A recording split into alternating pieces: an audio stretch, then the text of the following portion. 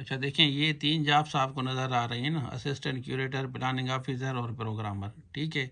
और 12 तारीख आज है और 6 तारीख को इन्होंने आपको अपडेट दी थी कि 6 दिन आपको हम देते हैं, आप इसकी तैयारी करें। तो आज आपका टेस्ट था, आज आपने टेस्ट दिया और ये आपका रिज़ल्ट भी आ गया है, ठीक है। यहाँ पे आपको नज़र आएगा, आपको असिस्टेंट प्रोग्रामर है, यहाँ आपको नज़र आएगा, ठीक है। असिस्टेंट प्रोग्रामर का आ गया। उसके बाद यहाँ पे आते हैं, ये कंप्यूटर बेस्ड टेस्ट आपका है, ये है आपका प्लानिंग ऑफिसर का, ठीक है। ये भी रिज़ल्ट आ गया है, मतलब अभी आप घर नहीं पहुँचे, रिज़ल्ट आ गया। उसके बाद यहाँ पे आते हैं, ये भी रिज़ल्ट आ गया है। तो यहाँ पे 50 प्लस पे ऑलमोस्ट गया है, मतलब 83 पे भी ये एक सीट गई है रूलर की, आप देख सकते हैं। तो कंपटीशन आपके सामने है।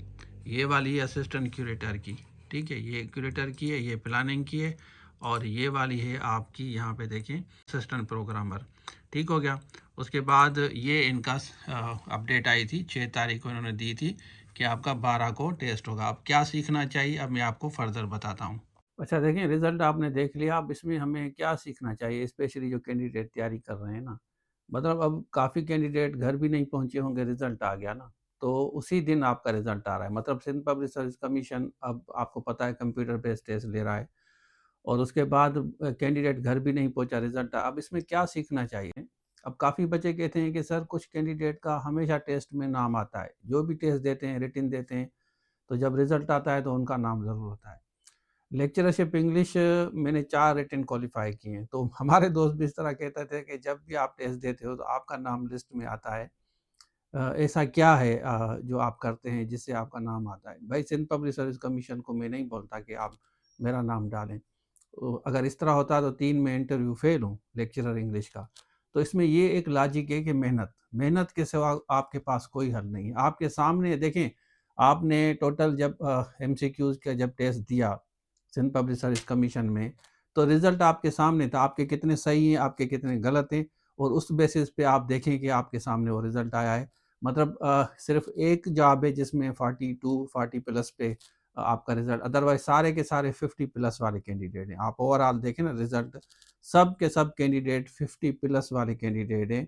मतलब कम से कम आप 50% आप आउट ऑफ 100, मतलब 50% आपका होना चाहिए, तो फिर भी आपको चांस है कि आप क्वालीफाई कर सकते हैं, अदरवाइज़ 60 प्लस पे भी गए हैं।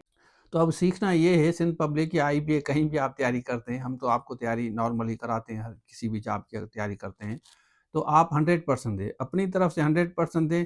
उसके बाद इंशाल्लाह आप कहीं न कहीं ज़रूर सेट हो जाएँगे, लेकिन शर्त ये है कि आप इस तरह ना करें, अप्लाई करने के बाद आप सो जाएँ और उसके बाद वेट करें कि स्लिप आएगी तो मैं देखूँगा या देखूँगी। सिंध पब्लिक सर्विस कमीशन आपको पता है कि 5 दिन, 6 दिन, 7 दिन, कम से कम, ज़्यादा से ज़्यादा अगर मेहरबान हो तो 10 दिन पहले आपको Sindh public service commission inform करती है कि आपका टेस्ट है, तो 10 दिन में आप मुझे बताएँ कि कौन तैयारी करता है। आईबीएस, टीएस भी इसी तरह आप करती है, 10-15 दिन, 20 दिन पहले आपको बताती है। लेकिन आईबीए की खूबसूरती ये है कि सिलेबस भी अपडेट करती है, तो उसमें आपको टाइम मिल जाता है। अब आपने असिस्टेंट के लिए सिंध पब्लिक में अप्लाई किया है, तो उसका सिलेबस भी आ गया है। एंटी करप्शन में किया होगा आपने, एग्रीकल्चर एक्सटेंशन विंग में किया है, तो मल्टीपल जॉब्स के लिए कोर्स 4 जॉब्स ये आपको स्क्रीन पे शो हो रही हैं ना, इनका एक ही सिलेबस है जो हम आपको दे रहे हैं, एक ही कोर्स है जो हम आपको दे रहे हैं।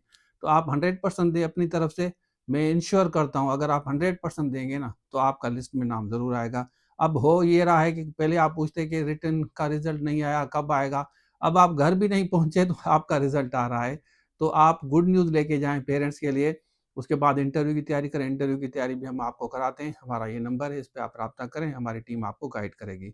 हम आपको बेस्ट विशेस कहते हैं जो भी कैंडिडेट मेहनत कर रहे हैं। Thank you so much. अल्लाह हाफ़िज़।